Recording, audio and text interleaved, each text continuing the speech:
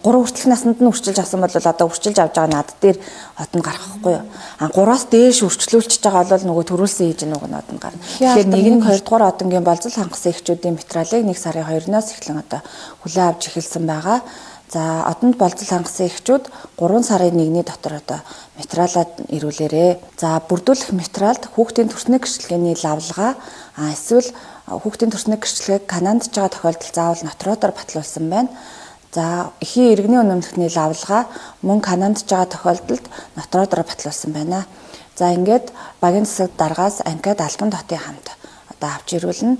За 3 хүртэлх наснд нь үрчилж авсан бол үрчилж авсны үрчилсний лавлгааг за 1 буюу түүнээс дээш насндаа нас орсон хүүхэдтэй бол нас орсны лавлгааг одоо нэмэлтээр авна. Эхийн алдар одонгоор дараах эхчүүдийг шагнана. Үүнд болохоор 6 буюу түүнээс дээш хүүхэд төрүүлсэн эхийг 1-р одонгоор 4 буюу түүнээс дээш хүүхэд төрүүлсэн эхийг 2-р одонгоор шагнагдана. За эхийн алдар одонгоор шагнагдах эхийн бага хүүхэд нь за энэ оны 5 сарын 1 буюу түүнээс өмнө одоо 1 нас хүрсэн байх шаардлагатай. 3 хүртэлх наснд нь үрчилж авсан бол одоо одонгийн хүүхдийн тоонд нь орно.